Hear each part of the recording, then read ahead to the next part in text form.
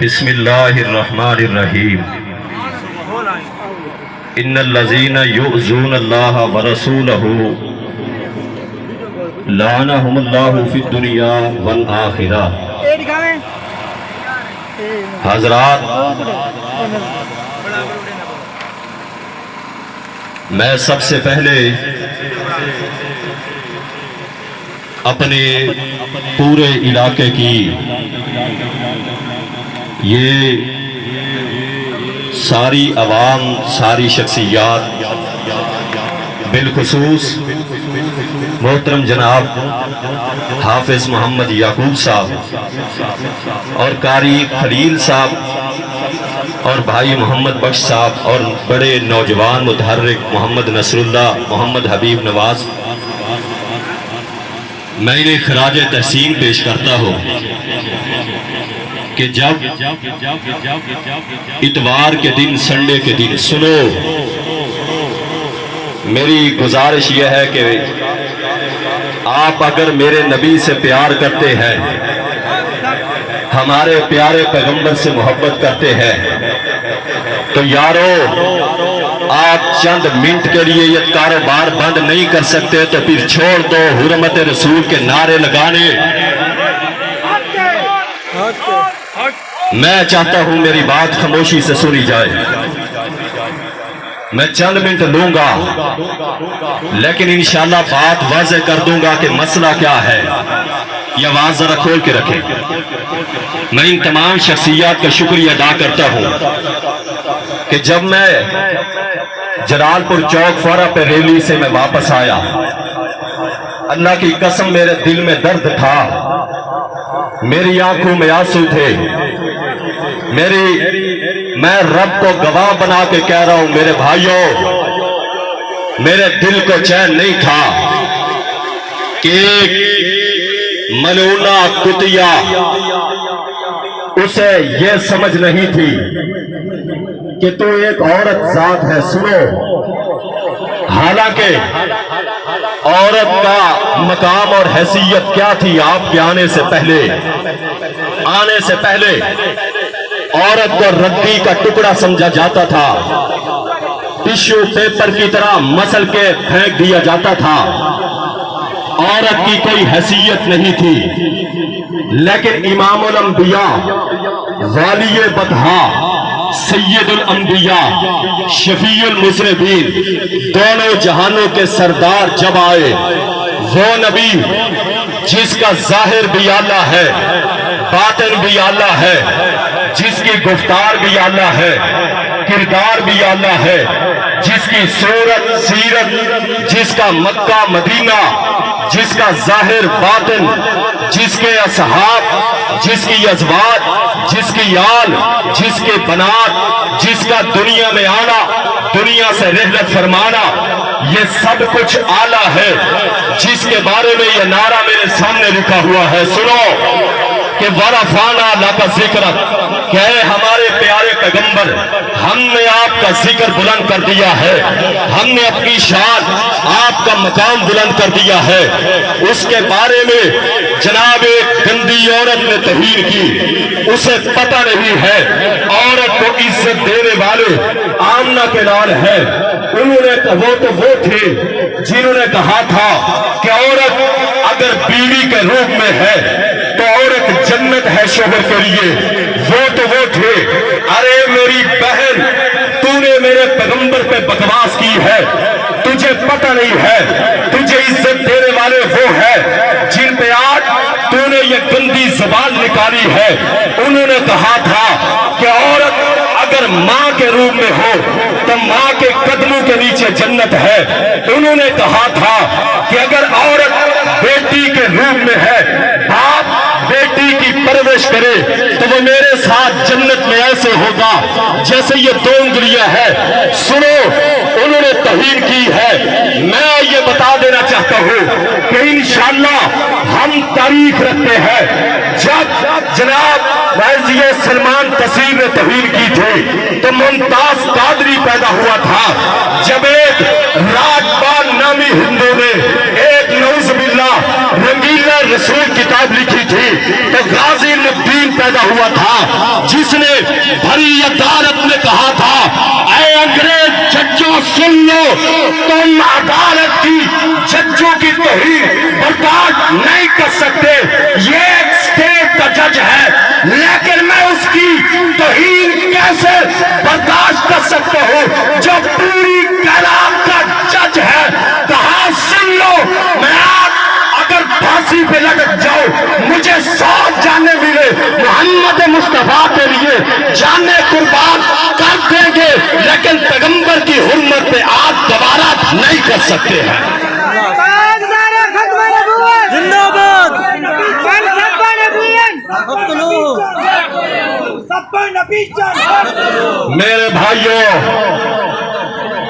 میرے بھائیوں بڑے دکھ کی باتیں ہیں یارو، یہ مذاق نہیں ہے، اللہ کی قسم آج دنیا کا یہاں کوئی فرد اگر اس کے باپ کی توہین ہو جائے برداشت نہیں کرے گا، اس کی ماں کی توہین ہو جائے برداشت نہیں کر سکے گا۔ یارو میرے پیغمبر نے ایک بے سیدنا عمر سے پوچھا، عمر تم مجھ سے کتنی محبت کرتے ہو؟ کہا اللہ کے رسول اولاد سے زیادہ۔ فرمایا عمر اور کتنی؟ کہا باپ سے زیادہ۔ کہا اور کتنی؟ کہا ماں سے زیادہ۔ کہا اور کتنی؟ کہا مال سے زیادہ۔ کہا عمر بس کرو، جان سے بھی زیادہ۔ حضرت عمر خاموش ہو گئے، کیونکہ کہا اللہ کے رسول سیدھی بات بتاؤ، میں عمر ہوں، میں مراد رسول ہوں، جھوٹ نہیں بولوں گا، مجھے جان بڑی عزیز ہے۔ میرے پیغمبر نے کہا عمر سن لے، اس وقت تک تو کامل اور پکا مومن نہیں ہو سکتا جب تک کہ تو اپنی جان سے بھی زیادہ مجھ سے محبت نہ کرے۔ میں 3 باتیں تم سے رکھنا چاہتا ہوں، فراز میں 2 سال پہلے کی بات ہے، انہوں نے میرے پیغمبر کے خاکے بنائے، یہ چند دن کی پہلی بات ہے۔ انڈیا کی ملون عورت نے جس کے لیے میں نے تمہیں یہاں یکجا کیا ہے، سن لو، میں تمہیں بتانا چاہتا ہوں کہ اس نے جناب کی ہے، یہ کیوں کر رہے ہیں؟ وجوہات 3 ہے، 3 وجوہات پہ آپ کو بلواؤں گا، اور انشاءاللہ اگر آج تم یہاں پہ آئے ہو تو عہد کر کے مجھ سے جاؤ گے۔ سنو، جوان بھی سنے، بچہ بھی سنے، بزرگ بھی میری بات سن کر کے جاؤ۔ آج وہ کیوں توہین کر رہے ہیں، کیسے جرأت ہوتی ہے؟ حالانکہ مسلمان کا روب اتنا ہے کہ مسلمان جناب 100 میل کے مسافت پہ ہو روب پڑ جاتا ہے، لیکن آج ان کی جرأت کیسے ہوئی ہے؟ وجہ یہ ہے کہ آج میں تم سے پوچھتا ہوں، مجھے بتاؤ، میرے ساتھ بولو گے کیا تم؟ میں ایک پہلا وعدہ لینا چاہتا ہوں تم سے، 3 وعدے لوں گا۔ پہلا وعدہ لے رہا ہوں، سنو، توجہ میری طرف ہو، میری بات پہ توجہ ہو، میرے ساتھ ہر شخص بولے گا۔ اگر تم پیغمبر سے بہت محبت کرتے ہو بولو گے، کیا تم حسن و حسین کے نانا سے پیار کرتے ہو؟ کیا تم فاطمہ کے بابا سے پیار کرتے ہو؟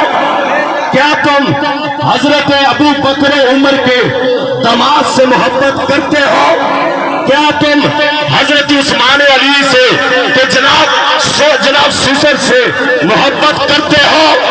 اگر تم محبت کرتے ہو پھر میرا اگلا سوال ہے، کیا تم وعدہ کرتے ہو کہ تم جان سے زیادہ محبت کرتے ہو جان سے زیادہ؟ سوچ سمجھ کے دارا پور یہ وعدہ کرنا، کیونکہ میں آپ کے علاقے کے رہنے والا ہوں۔ آج تم وعدہ کر لو، میں رب کو گواہ بنا کے کہتا ہوں، تمہاری پریشانیاں، بے روزگاریاں، ٹینشناں میرا رب ختم کرے گا۔ مجھ سے وعدہ کرو، اگر تم فاطمہ کے بابا سے محبت کرتے ہو، حسن حسین کے نانا سے محبت کرتے ہو، اگر تم امام الانبیاء سے محبت کرتے ہو، اگر تم ساری کائنات کے رہبر اور رہنما سے محبت کرتے ہو، تو وعدہ کرنا ہے آج کے بعد جن بےغیرتوں کتوں ملونا نے پیغمبر کی توہین کی ہے وہ ایک ہندو ہے۔ جوانوں میں تم سے زیادہ مخاطب ہو، وعدہ کرو مجھ سے، تم اگر سچی محبت کرتے ہو، آج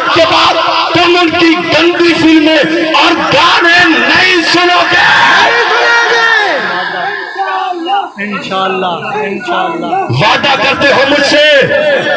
میرا دوسری بات میں مختصر کر رہا ہوں، سنو میرے بھائیوں، ہمارے دشمن کی پلاننگ ہے، دشمن کی پلاننگ ہے، انہیں الگ الگ کر کے مارو، انہیں ختم کرو۔ انہوں نے کہا کہ بریلویوں کو الگ کر کے مارو، دیوبندیوں کو الگ کر کے مارو، اہل حدیثوں کو الگ کر کے مارو، شیعہ کو الگ کر کے مارو، انہیں توڑ دو، انہیں یکجا نہ ہونے دو، انہیں متفق نہ ہونے دو۔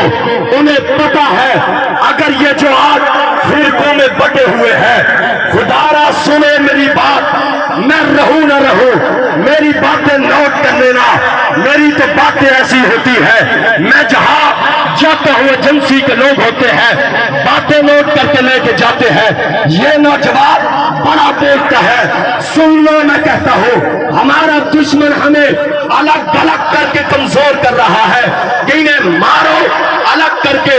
اگر یہ یکجا ہو گئے تو یہ صلاح الدین ایوبی کی یاد تازہ کریں گے، اگر یہ یکجا ہو گئے سلطان محمود غزنوی ان سے پیدا ہوں گے، اگر یہ یکجا ہوئے محمد بن قاسم ان سے پیدا ہوں گے۔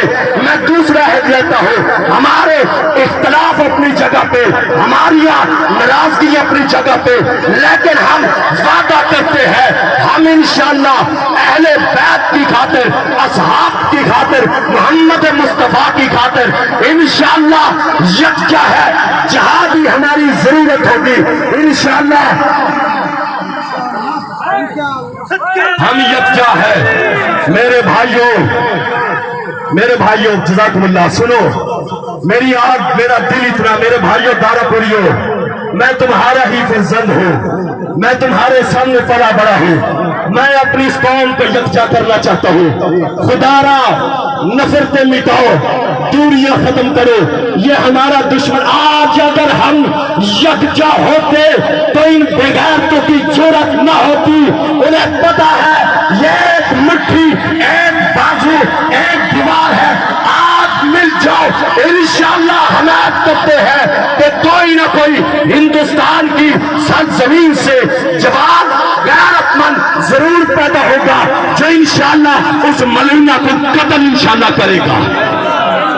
اور میرا تیسرا اور آخری مطالبہ، میں ٹائم ضائع نہیں کرتا، سنو عوامی سطح پہ بڑا احتجاج ہے، عوامی سطح پہ سارے غصے کا اظہار کر رہے ہیں، نکلے ہوئے ہیں، لیکن بات اس وقت بڑھے گی جب حکومتی سطح پہ احتجاج شروع ہوگا۔ لیکن جب یہ سنو یارو ادھر دیکھو، میرے درد دل کی باتیں ہیں، نوٹ کر کے جاؤ میری باتیں، سنو۔ آج یہ حکومت سے پہلے میں یار نام لوں گا، ڈر کس کا؟ مجھے رب کا ڈر ہے۔ یہ شہباز شریف، میں تم سے پوچھتا ہوں یار، جب تو حکومت میں نہیں تھا تو اتنے جذبات میں آتا تھا، مائک گرا دیتا تھا، تیری غیرت کہاں مر گئی ہے؟ تو آج حکومت میں آ گیا ہے، آج تیرے پاس اقتدار ہے، اختیار ہے، تیرے پاس سپر پاور فوج ہے، ایٹمی بم ہے، سب سے بڑی بات یہ حرمت رسول پہ تک مرنے والے یہ جوان بزرگ ہے، تو وہ تو ہمارا اصلی دشمن ہے، ہمیں ان سے تو ویسے ہی غصہ ہے، انہوں نے یاسین ملک کو قید کیا ہے، تم کیوں نہیں اعلان جنگ کرتے؟ اعلان جہاد کرو، اعلان کتاب کرو، ہم عہد کرتے ہیں انشاءاللہ ہمارا کوئی بھی جوان بزرگ انشاءاللہ پیچھے نہیں رہے گا۔ لیکن میں پیشین گوئی کی یہ دیتا ہوں، سنو میری پیشین گوئی سنو جوانوں، وجہ کیا ہے؟ یہ نہیں بولیں گے، اہل حدیثوں سنو، بریلوی بھائیوں سنو، دیوبندی بھائیوں سنو، شیعہ بھائیوں سنو، اور سیاسی مذہبی سماجی رہنماؤں سنو، یہ نہیں بولیں گے، یہ مر جائیں گے، یہ کبھی بھی جرأت مندانہ اقدام نہیں اٹھائیں گے۔ اگر کرنا ہوگا تمہیں کرنا ہوگا، مجھے کرنا ہوگا، یہ کیوں نہیں اٹھیں گے؟ وجہ ایک ہے، ان کے جناب پیسے، ان کی گاڑیوں کا پیٹرول، ان کے موبائل کا بیلنس، ان کا خرچہ یہودیوں سے آتا ہے، یہ ان کے غلام ہے، غلام کبھی بھی اپنے آقا کے خلاف نہیں جاتا.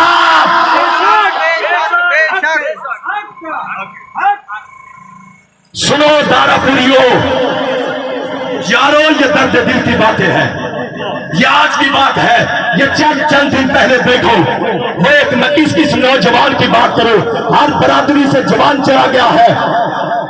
سدھر جاؤ خدارا، تم گھر میں بیٹھے ہوتے ہو، اذان ہو جاتی ہے، تم نماز پہ نہیں آتے، سارا دن ان بے غیرتوں کی موویاں بھر کے دیتے ہو، تمہیں شرم نہیں آتی؟ لاکھوں کروڑوں کاروبار ہے، تمہیں یہی ملا ہے. لہذا میں کہتا ہوں پہلی بات ہے تم سچے محمد رسول اللہ کے وفادار بن جاؤ، عمل پیدا کرو، ان کی مصنوعات فلموں کا بائیکاٹ کرو. سنو وہ ہماری آج پاکستان میں سب سے زیادہ ان کی فلمیں دیکھی جاتی ہے، ان کی فلم انڈسٹری مضبوط ہوتی ہے، جس کے نتیجے میں وہ پاورفل ہوتے ہیں، ہونے کے بعد وہ ہمارے خلاف بھاگتے ہیں، ہمارے نبی کی توہین، ہمارے صحابہ کی. یارو مجھے بتاؤ اس سے زیادہ بے غیرتی کیا ہوگی؟ میرے نبی ہندو سے بعد میں پوچھیں گے، اے امت مسلمہ کے نوجوان سب سے پہلے تجھ سے پوچھیں گے. لہذا چھوڑ دو یہ منافقت، یہ غلط طریقے، تم ٹھیک ہو جاؤ. انشاءاللہ ان کی جرأت نہیں ہوگی کہ پیغمبر کی توہین کرے. اور میں حکام بالا کو کہتا ہوں سن لو، تم یہ حرمت رسول کے ہفتے منانا بند کرو. ہم کہتے ہیں سیدھی بات پہ آؤ، بیٹھ پہ آؤ، جاؤ تم نکالو اس کتے ملک کے سفیر کو. مطالبہ کرتے ہو مجھ سے، ہمارا ایک ہی مطالبہ ہے، دارا پور کے پلیٹ فارم سے ہمارا مطالبہ ہے، میرے ساتھ آواز اٹھانا ہے کہ سفیر کو ملک بدر کرو، انڈیا کے سفیر کو. آواز نہیں آئی یار ایسے، انڈیا کے سفیر کو، انڈیا کے سفیر کو، انڈیا کے سفیر کو، انڈیا کے سفیر کو، کتے ملک کے سفیر کو، ہندو کے سفیر کو ملک بدر کرو. نہیں تو سنو ہم سب سے پہلے تمہارے خلاف نکلیں گے، تمہیں عقل سکھائیں گے. ہم ایک ہی بات چاہتے ہیں، پیٹرول مہنگا ہو، سارا کچھ نہ ہو، لیکن ہمیں ایک بات، ہمارا مطالبہ یہ ہے کہ اس روئے زمین پہ کوئی فرد یہ جرأت نہ کرے کہ میرے پیغمبر کے خلاف آواز اٹھائے. ہم کل بھی محمد رسول اللہ کے لیے جان دینے کو تیار تھے، آپ بھی ہیں، ہمیشہ انشاءاللہ تیار ہے. اللہ میرے محمد مصطفیٰ کی عزتوں کی پاسداری کرے. فرمائے انا کفیناک المستہزئین وآخر دعوانا ان الحمدللہ رب العالمین.